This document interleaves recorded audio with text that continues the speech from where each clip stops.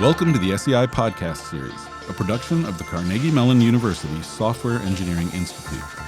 The SEI is a federally funded research and development center sponsored by the U.S. Department of Defense. A transcript of today's podcast is posted on the SEI website at sei.cmu.edu/podcasts. Hi, and welcome to the SEI podcast series. I'm Linda Parker Gates, and I am the initiative lead for the software acquisition pathways work under SEI Software Solutions Division.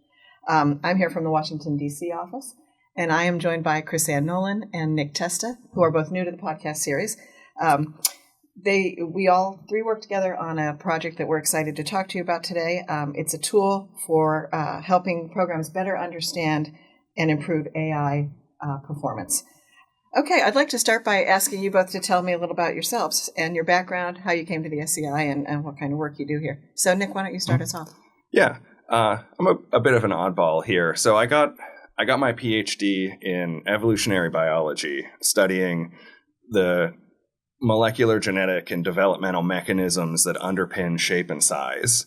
And so I was looking at a lot of really cool stuff that was kind of scary to a lot of biologists. So, size is actually pretty well understood. You just weigh something, right? And that's easy. But shape requires a lot of weird machine learning and, crazy, like weird statistics that start to take you into places that biologists don't really work. And that actually provided a really good bridge into data science whenever I decided full-time academia wasn't for me. Mm-hmm. But as I worked more and more in industry, I started to miss that sort of academic touch, mm-hmm. right? And so the SEI here had kind of exactly what I was looking for. So we work in this weird mix of sort of government, industry, and academia. And so I kind of felt really at home here in the kinds of work we do. And I love that. So my current team, I'm the senior data scientist on the team, and I do a lot of work on causal learning, and that's kind of the one big thing that I got pulled in on, and that's what you're going to hear a lot about that today. Exactly. Thanks, Nick. Crisanne, tell us about yourself. Yes, I'm happy to. I've been at the SEI for quite some time in a number of different roles. My background is in communications and technology transition, so I started in a transition and training team. My current role is Agile Transformation Engineer, where I work in the continuous deployment of capability directorate to take Agile and DevSecOps principles and bring them to bear in really complex cyber-physical system development. Systems of systems that don't necessarily lend themselves to agility, but trying to shorten things like learning cycles, important things like that.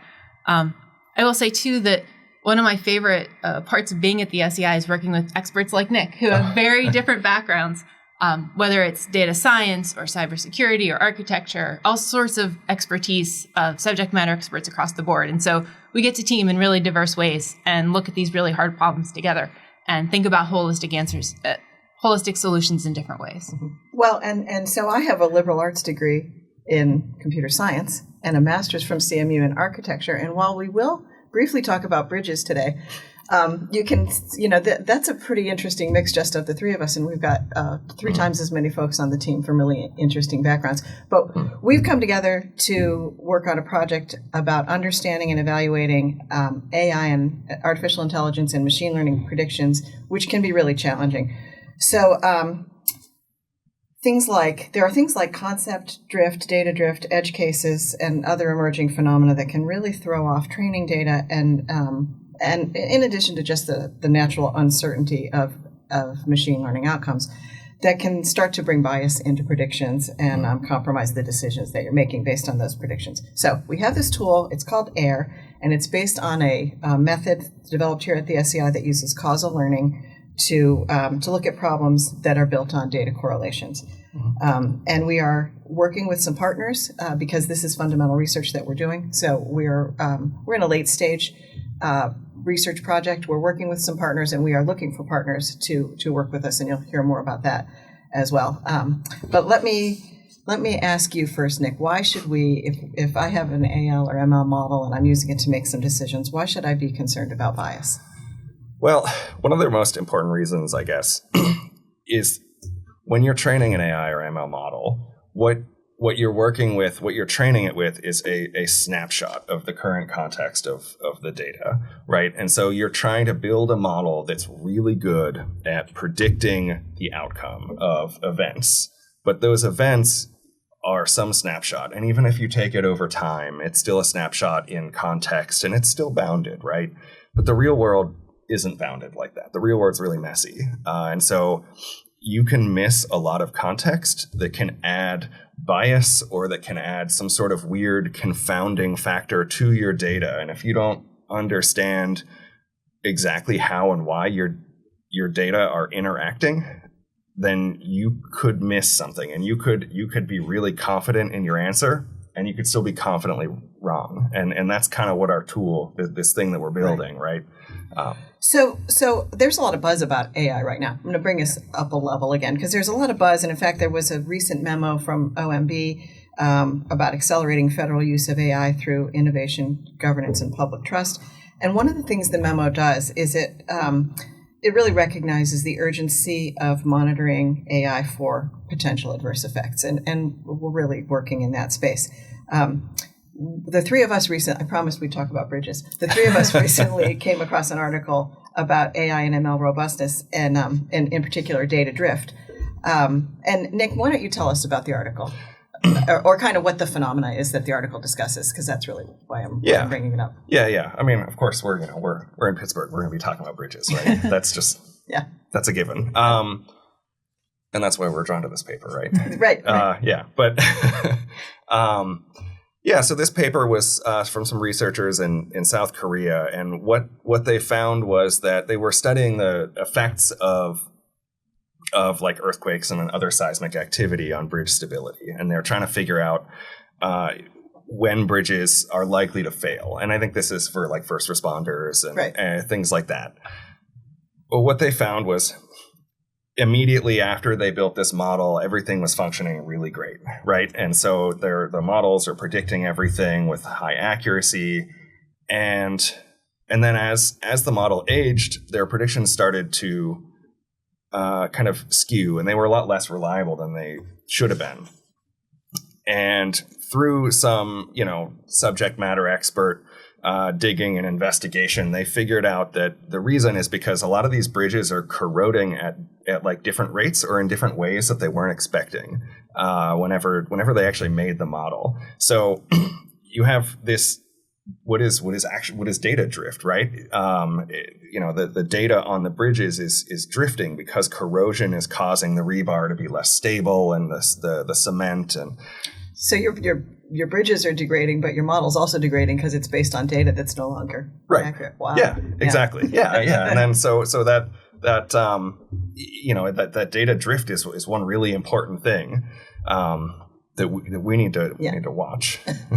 That's such a great example for government organizations who have been engaging through this project, that they also have challenges like that, where they start with great data, but they are making high consequence decisions for things like predictive maintenance or workforce planning, where they can't wait for degradation to be apparent and to apply a SME subject matter expertise to try to fix it. They need to know as early as possible. And so they're looking for best of breed options to try to learn more up front. So we're working with a really wide, the applicability of this, the tool is really broad, correct? It is. Yeah.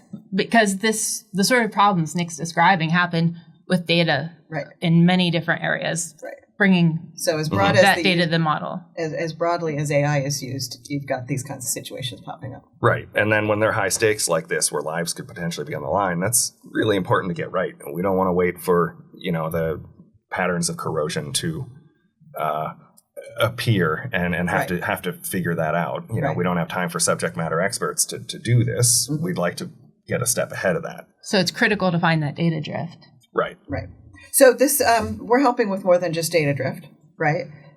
So Nick, can you take us on a little adventure about bit bias and correlation, and just kind of explain where what the environment is that brought us to bringing causal learning to AI?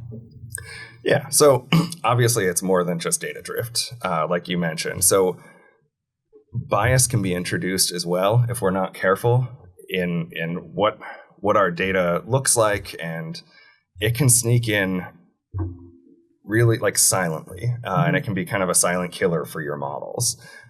Things like confounder bias and collider bias. We can have like weird paradoxes. We can have.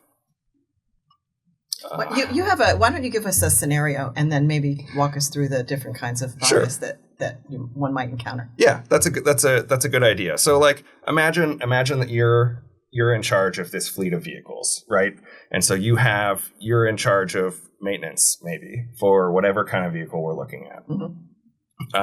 You can have a thing called confounder bias, right? And so that's one really good thing to pay attention to that we want to watch. So let's say you are trying to figure out what causes failure rates or higher maintenance events in your vehicles. You might notice, isn't it weird that the volume of engine coolant that we add every day seems to be correlated with maintenance events or failure events of these vehicles? And if you weren't accounting for something like heat waves or maybe just like increased temperature, you might not notice that temperature or those heat waves are a common cause for both needing that increased coolant volume and then also the engine failures. So that's like the sharks and ice cream thing, right?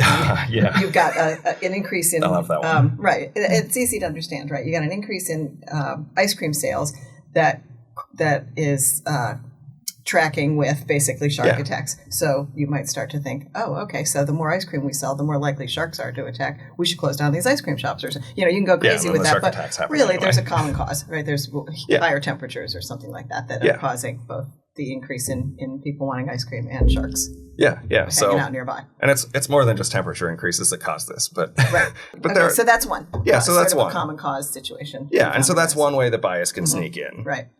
And that one might seem really obvious, like, oh, of course we'll never make that mistake. Right. But then you have other things like collider bias, which are a little kind of weirder, right? So you have, let's say you look at these vehicles every day and you do a maintenance check every day on these vehicles. And so you prioritize a lot of the vehicles that are flagged as needing maintenance. And then you also prioritize vehicles that are flagged as mission critical, right? So I'm going to need to use this vehicle in the next couple of days. I want to make sure it's ready to go. And so what the analysis will end up turning out is kind of a weird negative association between how critical that vehicle is and how likely it is to need maintenance or to fail, right? And so you end up with this kind of false negative correlation because you're stratifying on, I checked it today, instead of the whole fleet. Right. And so that's called collider bias. And so you kind of filtering through a gate like that can kind of create these weird spurious correlations in your data. And I imagine the bigger your data set is and the more variables you have, the harder it is for these things to be sort of obvious to a subject matter expert or and these looking at the data. Yeah, and these things aren't going to always be as quite that obvious. You know, a lot of times they're going to be hidden down in some weird data interactions that you hadn't even considered. Right. And that's why that's important to look at. And then the last piece of bias I want to talk about is one called Simpson's paradox. And so this really happens when you have pooled data that maybe you shouldn't be pooling. So let's say in your vehicle fleet, you've got vehicles that are active in like temperate zones and also desert zones. And you're trying to figure out how well use correlates with the need for maintenance or like failure events sort of thing, right? So you graph it out and you see, oh, it looks like the more I use this vehicle, the less it requires maintenance, and that's really odd, right? Obviously you'd scratch your head and say something's wrong with this.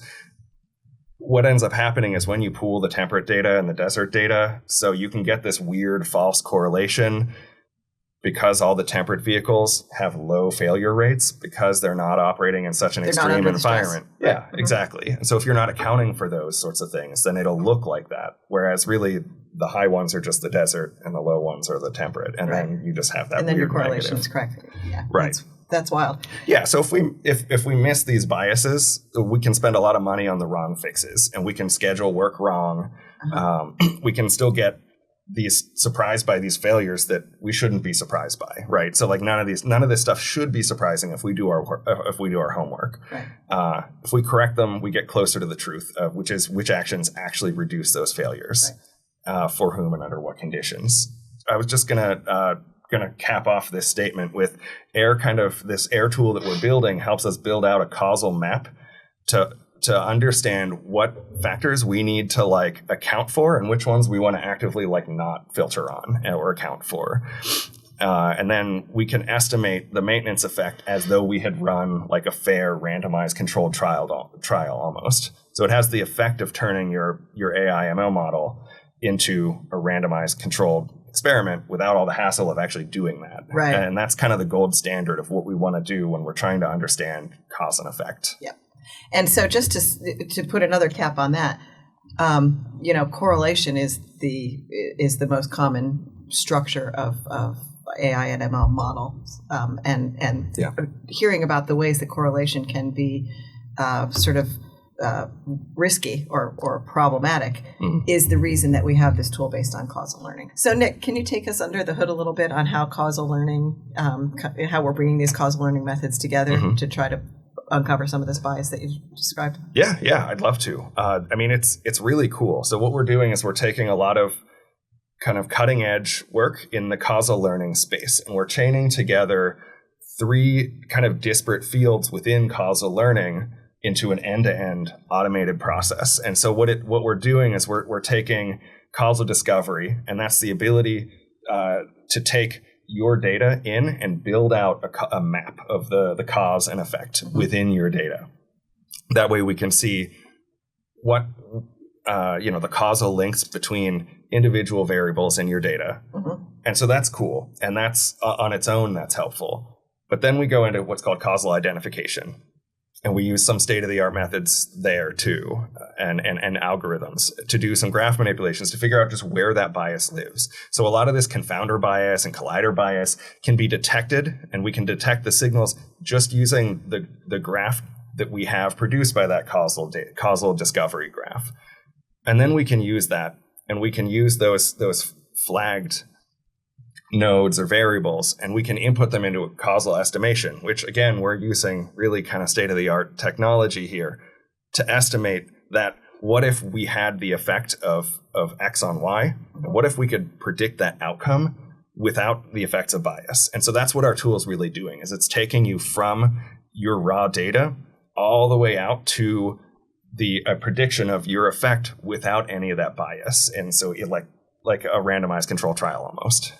And once you have that prediction, you can then take it back to the model that you're using in operational real-life context and compare. Yeah. And start to learn more about your model and where to go next. Yeah, absolutely. So we have a couple of different options for the users. They can either let the tool take them on a ride, and it'll do all that stuff for them. They can input their model, or they can even do some calculations for treatment effects and then compare, hey, how well is my model actually functioning? And if it's not performing as well as it should, it'll flag the proper adjustment sets and the proper variables on that map. So it's like X marks the spot on a treasure map, right? And it'll tell you exactly where to find the issues. So Crisanne, you talked a little bit about some of the domains where this is applicable, and there are many. We, as she said, are working with people doing engine maintenance, people doing workforce planning. So can you talk a little bit more about who might be interested in using this tool, where it might be of value? Yeah. As Nick has described, moving from data to predictions is really the key, and that happens across many fields and specialties. Things like logistics, mission planning, even cybersecurity. Everyone's interested in knowing what the impact of this might be on that, and they're applying AI to that problem set. And so we have something to learn almost regardless of the context of where the data comes from.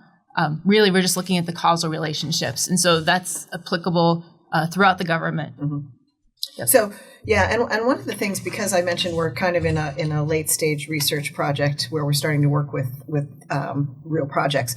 What makes a project a good fit for AIR? Because there's sort of the methodology, and then there's this tool we have out on GitHub. What makes a project a good fit for the tool? Absolutely. For being able to run the tool. Yeah.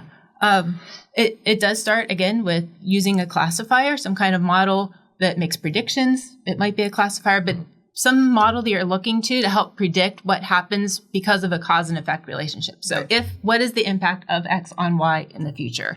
And so you want, first of all, to be interested in that kind of question.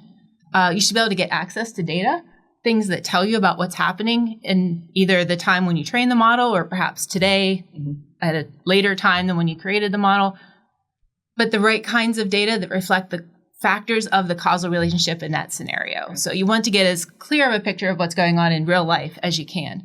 And then a little bit of subject matter expert. So someone that can weigh in and start to guide the tool to understand some of the basic relationships between those variables. I think to go back to your bridge example, you don't need the sort of deep expertise of people who have been studying just those particular variables forever. Yeah. The tool does a lot of work to help supplement the subject matter expertise, but a little bit going in is useful. And they don't need to be experts on causal learning or anything either. Right. It's the other thing. And so that's, and we probably take a care relief, of that part. Right. Yeah. No, that's a good point.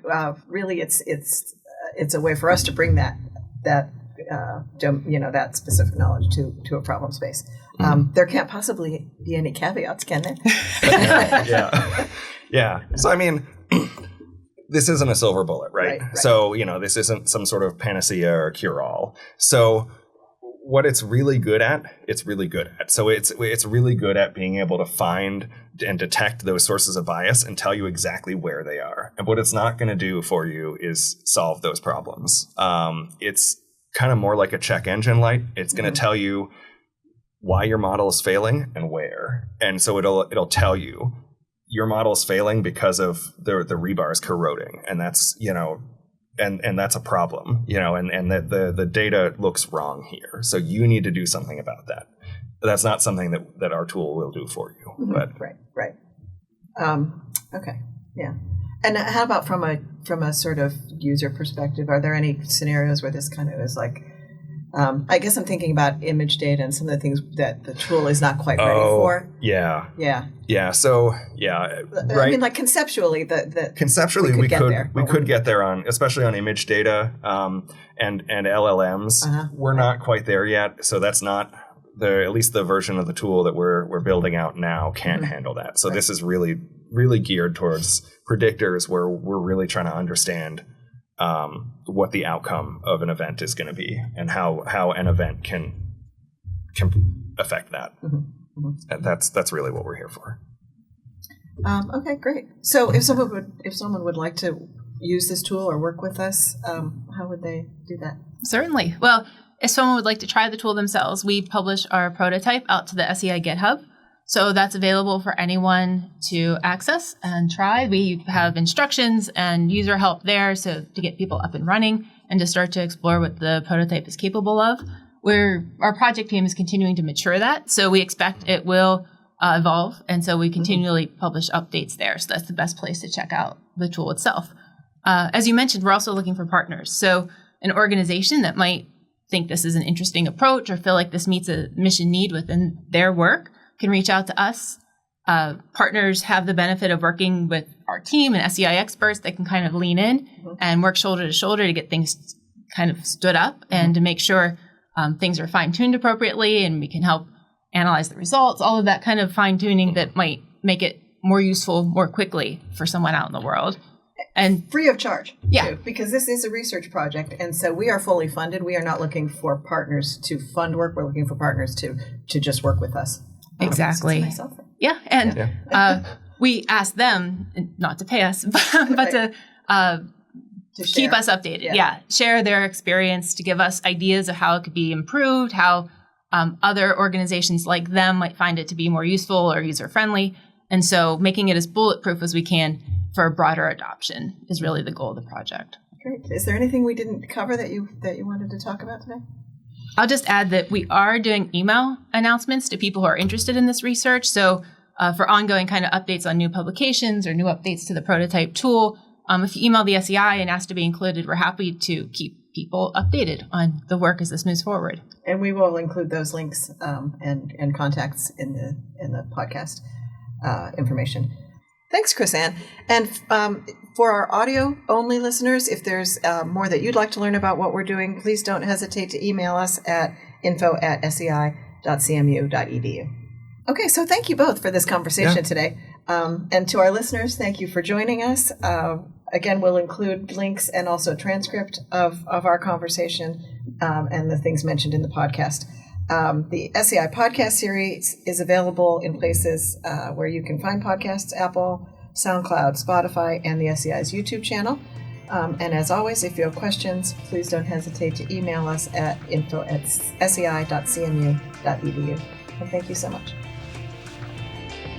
Thanks for joining us.